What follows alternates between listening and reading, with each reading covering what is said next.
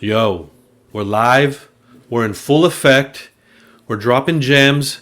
So I hope you have your mittens, your gloves, your net, whatever you use to catch shit, because it's going down right now with the Mestizo Click Hour of Power. Get your prayer towels ready because we're performing miracles today. Okay, I'm here with my man Arthur Garcia from Somos Ancestria. And if you're like me, or rather, if you were like me, you were hungry a couple hours ago, and if you were like me, you don't you didn't have any clue what Somos Ancestria was until you decided to look it up. But I'm going to spare you guys having to do the difficult research of Googling, and I'm going to introduce Arthur Garcia, who is a co-founder of Somos Ancestria. Arthur, how's it going? Hey, Carlos, thanks for having me. Such a pleasure to be here with you. Too bad I don't have some of that mestizo, that fruit bomb here with me, but maybe you do. You can make up for it.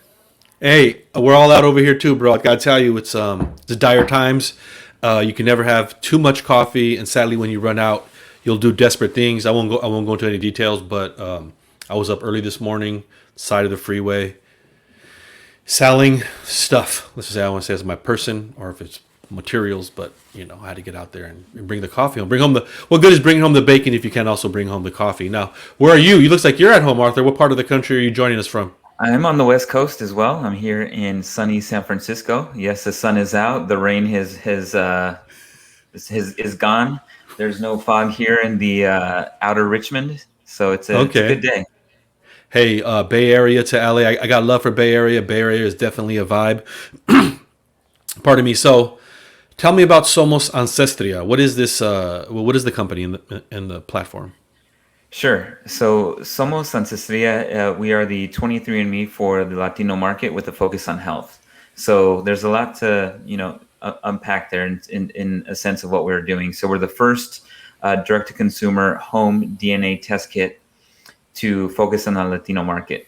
And when I say Latino, we can break that out to Latinx. We can say Chicano, Hispano, Chipster. We can, however you identify yourself. If you are a mezcla or mestizo, there's a plug for you. There we go. Then we're a mix, right? So my ancestry, because I took the DNA ancestry test from Somos, and I am what you would expect. I shouldn't assume, but part of me is from Southern Europe, Spain and Portugal, and the rest of me is from the Americas, specifically in Mexico. And so, in a sense, that's what we do. So we provide a ancestry service focused on nuestra comunidad. But the real focus of what we're looking to do is ensure that we're represented in scientific data. To take that a step further, we represent 10% of the world population. There's over 650 million Latinos, and yet we are only represented in less than 5% of scientific research and data. So medicines, pharmaceuticals, therapeutics are primarily developed based on European DNA, Asian DNA, and so we definitely need more representation to ensure that the medicines that we use to make us feel better, that help us battle diseases and viruses, that we're represented. And so that's in a sense what we're looking to do, and really hoping to build a movement here to make sure that we see the gap that exists, and then we can come together and say, hey, look, we need to do something about this, and in order to do so, I need to participate. So we're looking for nuestra raza, nuestra comunidad to participate with us in order to accomplish our objectives, which is that representation. So we could dive deeper into that, but in a sense, that's what we're doing. No, that's interesting. What hole did you guys notice in the marketplace? Because obviously 23andMe is a huge service, and Ancestry.com provides something similar. So no shortage of companies who offer these DNA tests. Why was it necessary to start another one? Maybe you've alluded to some of that already in terms of. Sure. So there's over 70 different home DNA test kit companies out there. So what makes us different is we're able to take the resolution that you get from the other companies and go deeper. So we provide the highest resolution service for Native American and Latinos. So when my father took the test, because he was actually the first one from 23andMe, he got his results were 48% European, and the other half was Native American. So that percentage that you get that says Native American, de las Americas, means from all of the Americas, right? So we're north, central, and south. I think you know what I'm talking about. It's all Las Americas, but that's what it's telling you, that your ancestral roots come from the Americas. And so that's what we're able to further define. And specifically in Mexico and in Central and South America is where our focus is. And how are you guys able to do that? Are you gathering data from folks in those regions, and do you have unique access to those communities? Sure. So my co-founder started the company in Mexico. So they're both medical doctors. That is Federico and Christian. And they met each other in med school. And they were really looking for a way to solve for the gap in representation. And they realized that one of the ways to do that was to go to market with the direct consumer DNA ancestry kit, which we have. But in order to make all of that work, you need to have a data set. You need to have data from the indigenous communities in Mexico. And so being doctors and being in Mexico, they actually went into the communities, built relationships with the governors of the indigenous communities that are represented currently with Somos, and established a partnership. And one of the things that we do, in addition to the ancestry side, is we really want to help prevent digital colonialism. And what I mean by that is the indigenous communities that are in Mexico and Central and South America, we want that data to stay with them. We're not looking to export the data, because you can't really just collect the data, send it to another country. I mean, there's governmental restrictions with that. So we want to make sure that the indigenous communities are the owners of their data. And so that's one of the approaches that we take in building that trust and relationship with them, is to ensure that they have full control of their DNA. And so those communities serve as, and here I'm getting beyond my depths in terms of the science, but those communities essentially serve as a reference point to our results. And had we not had their data, we wouldn't have any reference point. We don't know what we're connected to. Yeah, so it's definitely critical to what we do. Is we need to have that reference panel from these indigenous communities that involves both saliva and blood samples, in order to have that, so that when you and I both take the test, which we both have, you can compare that to those reference panels, and we've got some IP around the algorithms that we use in order to give you your resolutions. Love it. And your response, yeah. Now, you mentioned the fact that I have taken the Somos test. You guys offer two products, in fact. Talk about the two different products and how they're deployed. Sure. So the first one is the at-home DNA test, and it comes in a box just like this. So it's got some nice artwork there, and nice. It's got instructions on the back on how to take the test. So it's a little tube that comes in there to collect the saliva. You only need about, you don't need a lot to get in there. It has some liquid buffer in there. It's got a marker in there and a card. And the card and the marker are actually very important, because we are using, we partnered with a company called genobank.io, and they enable us to add an extra level of security and privacy for all of our users. So the first thing that someone would do is they would open up their box, they would get a card on there, and you would scan the QR code with your phone and go through the process to register that kit, and also get it registered on the blockchain. We won't go deep into the blockchain and all of that, but essentially it's a way to secure your identity and your privacy throughout this whole process. Because, I mean, the reality is we can change our passwords, we can change our hair color, but you can't change your DNA, right? So we want to make sure that this is secure. You are who you are, and we want to take that extra level of security. So we're actually the first to market with adding that level of security. And so that is the box. So you can order that test kit online at somosancestria.com. But if you already have your results from one of the other providers like Ancestry, 23andMe, MyHeritage, a number of the others, you can go to our site and upload your data file, and we will actually reanalyze it and then provide you those results. So those are the two product services that we offer today.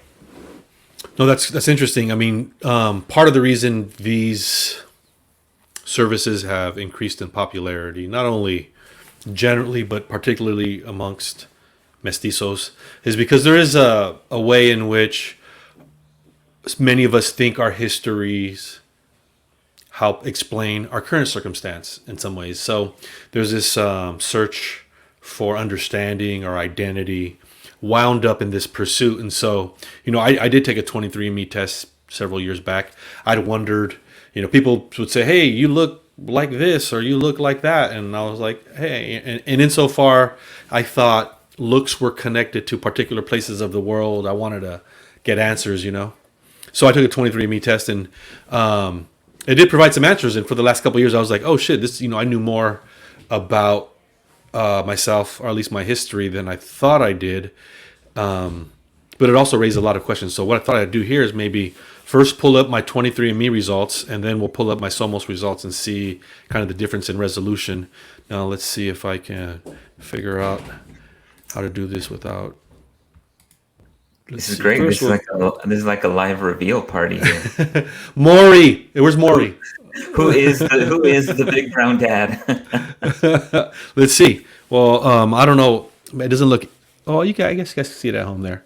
So the 23andMe, it broke things out with relatively broad categories: European 57%, and East Asian, Native American 34%. And there's some science here around matrilineal and patrilineal lines, which I sometimes get lost, but my test actually looked at both. So I know my matrilineal line, which is to say my mom's, back to mitochondrial Eve. Dropping shit on them right now. All the way back to mitochondrial Eve. In the beginning. Has some connection to East Asia, and 23andMe has since I got my results, continued to add more educational components to their site. You'll also note the European, of course, and it breaks out Southern European, Spain, Portugal. And then what I think is interesting for a couple of things. One, we'll see the difference here. Here it has me noted as 0.6% Jewish. But when we take a look at the Somos, there's a different number that's shown. So this is what I got, and I was like, okay, interesting, European. Yeah, 60%. I guess my top half. I don't know. What's going? I don't know what's going on. So it raises a lot of questions. But when I heard that Somos had a service that allowed you to learn a little bit more about like your Native American ancestry, I thought it'd be cool to participate and buy a kit. So let me go ahead and pull that up, and you could tell me. Actually, just looking at this, what do you see when you see something like this, Arthur? Like, what do you see? Yeah, well, when I've seen these posted on social, I think coming from the lens of, myself, I was Mexican American. I was born in Denver. My parents both immigrated to the U.S. from my mother from Chihuahua and my father from Zacatecas. So the part that my mind always goes to is like, all right, the yellow, the Native American. So when I see these, okay, 34.3% Native American on another provider, and how does that compare with the results from Somos? So that's what I look at, because I think other providers are already going to break down the other information. And also the other thing is a lot of this data is widely available from in Europe and other parts of the world, and it's almost like these companies can get access to it, right? So it's a plug into the database that'll get that. So we do similar with Europe and East Asian and African with that information to give you the general area and the group that you might be from. But the part that we do, again, is further define that yellow, that Native American side. So Southern European, okay, 56.1%. I don't even know. I don't even tell you. I mean, we could go in on that. But first, let's pull up the Somos. Let's see Sure. what Somos is talking about right here. All right. So That test said that you were 34.3% Native American. Correct. And see what the survey says here.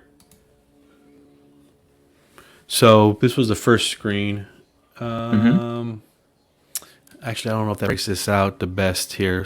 Let's see the full report. But here we see 49% Southwest European. Actually, I didn't even fuck around with any of this. I haven't even looked. I just went straight here. As you Yeah. know, again, this is just in terms of user behavior. This might be a note. Like, yeah, motherfuckers are just like, we just want to get to the goods, bro. See what's really going on here. Okay, so 37%. So a little bit higher. Is that right? Or than Yeah, the so that's 23andMe? 37.83 looks like compared to the 23andMe 34%. So, What does that kind of difference demonstrate? Do you think? it could be just there's margins of error, right? That are fractions of a percent, and so Sure. that some could be similar. So, but I mean, 34 to 37%. I mean, so if we say that's a 3%, difference here, but it's pretty in line. Okay, so we see here you have data from more than the groups that I register with, right? So, like, I'm here with the Nawa Atomi. I'm fucking the pronunciation of all that up. You're already off top. Mhm. But I also see, like, the Maya and the Triki. I have zero. So, how many tribes, for lack of a better word, or populations do you guys survey, and how many might appear in the results? Yeah, so currently we have 11 that we have in our database that are represented here. So that they're showing up here, so you can see them all. But then you see the ones that you're actually Okay. have the percentage of. So the first one is going to be the Nawa Otami, and they're actually two different, distinct indigenous communities, but they co-inhabited different similar types of regions. So in one of our next releases, we'll be working on kind of splitting that out between the Nawa and the Otami. And we'll also be able to provide further resolution on a number of these because we're just getting started. There's so much work to be done, but this really helps us with the start. So when you get something like this and you're like, okay, Nawa and Otami, okay, who were the Nawa? Where did they live? Kind of where did they come from? And on our site, we do have, some more information because that's the first thing. Okay, so you've unlocked an achievement. You're like, all right, I'm 17% now. What does that mean? So tell me more. So now we do have a little more information for you on the site, and we're going to continue adding more content there, some more art, some more ways to connect with those communities. Because naturally, regardless of your first, second, third generation in the U.S., you might already know this, or you might not. This might be just kind of like, wow, I never knew this about myself or about my family. And now there's kind of a new curiosity to dig deeper and to find out more. And I think that's an interesting thing, like digging deeper and finding out more. Like there might be a mindset of, I don't want to take and participate in these because I don't want to find out that, my great great grandfather had like a different family, and or some of like the Sure. telenovela stuff, right? But we're hoping that this helps provide some answers and a moment of enlightenment or education of curiosity, right? So once you take this test, it doesn't end here. It's kind of the beginning. Sure. I mean, I will tell you that I did get married in Oaxaca. I did spend a lot of time in Oaxaca, and I have an affinity for Oaxaca, but never imagined, because I connected my at least recent family history to, Monterrey and Sonora, that I wouldn't have any Zapotecan connection. But I was surprised to learn that I do. Apparently, that's interesting. Must be the Oaxacan skunky, and if you don't know what that is, I'll just leave it where it is. You might use the Oaxacan. I'll leave that where it is. Wow, this is pretty fascinating. This is good stuff, bro. Because it's gonna, generates as many questions as it does answers, and this is cool. And I can see how, for example, in terms of a business and in terms of a platform, this will continue to grow. I can see trips, coordinated back to this region. that you're from, and as you mentioned, connecting with artists and commerce and products from those regions. And I'm excited to see this business grow. What should we be looking for? Like, if you have already purchased a test, is this something, a site that I can come back and visit regularly as I get medical updates, even, or what do you guys have planned? Yeah, so we definitely want to continue to add more indigenous communities to our platform, and that really takes actually going out into the communities. So we've got a schedule of visits into the communities here in 2021, and it's all depending on how things open up and when it's safe to go there. But we have existing relationships, and we have new ones that we're forming to continue to add to our reference panel and partner with them. But once we do, in addition to that, we also want to add more value to our users, to our customers, and that is unlocking additional health insights, whether it be diet, exercise, or diseases that one might be prone to due to the genetic background. We want to provide those types of insights and information back to our users. So definitely look for that in the future. And then we just, really want to connect with our community. We don't want it to be just like a one-time transaction. It's like, we want our customers to come back to find out more about their ancestors and their community, and also how to not just connect a one-way connection, but also, are there ways to, you just found out that you're Zapoteca. So is there a need in the Zapotecan community? Is there some way to contribute or help? And so we're looking in the future of connecting with artisans, artesanos on their artwork, without getting too deep into the whole NFT thing, like, ways to certify the art of these indigenous communities and create a marketplace to kind of showcase those, especially if you're just finding out your connections to those communities. So there's so much more that we can do, but we are committed to the privacy. We're committed to governance of the data, and also want to make sure that we always keep the best interests of our users and of the indigenous communities that we're partnered with in mind. Yeah, there's one project I'd like to maybe even fund, and that's a gene editing project. I want to get in there and extract the part of the DNA that prompts people to microwave their tortillas. Do we know which part of the code codes for that? Microwavable tortillas. No, I'm saying these are folks who have the audacity. It's some kind of a deformation in the genetic code that prompts them to put these in the microwave. So I'd like to fund the project that extracts that from the DNA. Yeah, let's get on that.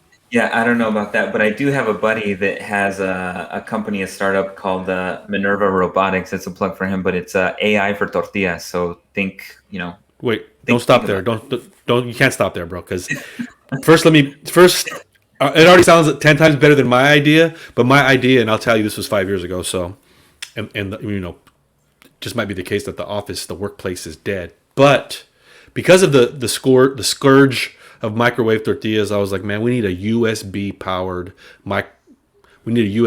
tortilla warmer.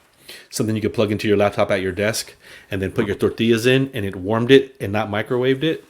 Sounds like your boy's robot's probably doing a lot more than that. What are they up to? Yeah, I mean, they're doing some great things with the masa, right? So it's all about fresh tortillas, and a lot of it has to do with the corn and the way that the masa is made. So he's doing awesome things. I'll definitely introduce you to him. But I mean, there's so much even there, right? So you're saying USB tortilla warmer. I'm like, why isn't there a warmer in the middle of our tables? Like having to walk to the comal and back to the tables, and enfría la comida. Like my food gets cold, and like, if my abuelita or my grandma or my wife or me like are making trips, like that's taking them away from the table and the conversation. It's just like we need las tortillas. They have to be there, in the room where it happened, on the table where it happened, right? Yeah, we should take a cue from our Korean our brothers and sisters, because if you've been to Korean barbecue, I like it's all right there, bro. I mean, save for the fact that you're actually doing the cooking, and I'm surprised they don't give you a fucking apron and ask you to wash the dishes when you're done.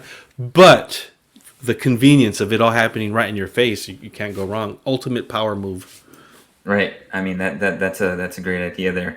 And on this conversation on the tortillas got started because you wanted to extract DNA to why people choose to microwave tortillas, but that's something that we will not be able to do or help with. Same thing, like we won't be able to use DNA data to tell why some people call breakfast burritos breakfast tacos and the difference, Oh or the difference no, between flautas and taquitos dorados. Like, those are, you can't, we won't be able to help there, unfortunately. I just want to see what part of the DNA codes for red versus green salsa too. Like, which I want to see, like, where does that come from? I go both. So Yeah, well, there's In New Mexico, that's called Christmas. When you take the red chili and the green chili, because they ask you. My wife is from Nuevo Mexico, and so hatch green chili is a thing. And there's a battle between New Mexico chili and Colorado Pueblo chili. That's another battle there. I need that. I need that battle in my life. You I need to get definitely. familiar with that battle. But if you can't decide if you want green or red, you just ask for Christmas when you're in New Mexico, and they just put both. Okay, okay. Now we're going places now because last time I was in Oaxaca, and for the first time, fucking, I won't even tell you how old I am. That's probably part of my genetic code too. Just do a little investigation. But when they served, see, I'm fucking up all the Spanish too. Let's just say they served breakfast, whatever. They served eggs, and it was the red, white, and green. It's the red salsa, the green salsa, the white of the eggs. And Uh-huh. I don't know if you knew this or not, but that represents the Mexican flag. Did you Yep. know this? Okay, I'm fucking slow motion. Okay, it's also true. Okay, let me hit you another one, bro. Since we're going global, you know the margarita pizza, Italians now, paisanos potentially in Southern Europe. The their pizza Neapolitan, is that how you say it? Neapolitan is Hmm. similarly red, white, and green for the flag. All right, that's enough food fucking trivia for the day. Napolitano. Napolitano. Bro, so okay, but you dropped a lot of gems on me right now, and it's actually a testament to the service you guys are providing. Not a lot of people talk about I don't know what you would even call it. I'm gonna call it the not what, the not what diaspora. Is like, yo, we're all over the place. We're in New Mexico, we're in Colorado, we're in the Bay, we're in LA, and we're all trying to kind of figure out history. And this service helps connect the dots. So big ups to you guys for what you're doing. I'm excited to hear. So tell me, what tribes were you guys from? Yeah. So Oh, my wait, father sorry, and I. sorry. Go ahead. Am I saying tribes? Is that fuck? Am I using the wrong fucking tribes? Am I fucking watching a John Wayne movie or what? Indigenous communities or I'm indigenous fucking nations. tribes. Okay, indigenous nations. All right, bro. Thank you. Fuck. Yeah. Um, so yeah. So similar to you, my results were 38% Nawa Otami, and so we're primos. There we So go, bro. Hey, get with that history. Those history. we're all connected, right? Man, you know who you should connect with? Ooh. Okay, we'll talk offline. But my boy, shout out my boy Red Cloud Il Mascaras. He is a hip hop artist who does cool stuff in Mexico, and they have a project. I don't know if like Native Hip Hop, 1491 project. It's basically the book 1491 that came out to talk about this before Columbus. Hmm. 1493 also came out, which is pretty interesting. 1491. Wow, we're doing shit here in the Americas before the Europeans got here. But there's a whole bunch of us that want to know more and be good to tap into that community. Do it. Yeah, absolutely. Respect, bro. All right, man. Well, let's here's to more coffee. I'm gonna go get some more. I suggest you do the same. Yeah, I definitely need a refill. Got to make another order of that mestizo. Hey, That fruit bomb was awesome. hey, check out this And red eye, bro. I didn't want to put it on. I didn't want to put it out there like that, but here we are. Notes of hibiscus. Okay, here's the thing. You drink coffee, so you didn't ask this question, but some people did ask. Fruit bomb. What fruit did you roast it with? Or like, what fruit did you add to it? And I was like, oh no. And so I was like, nah, that's not a.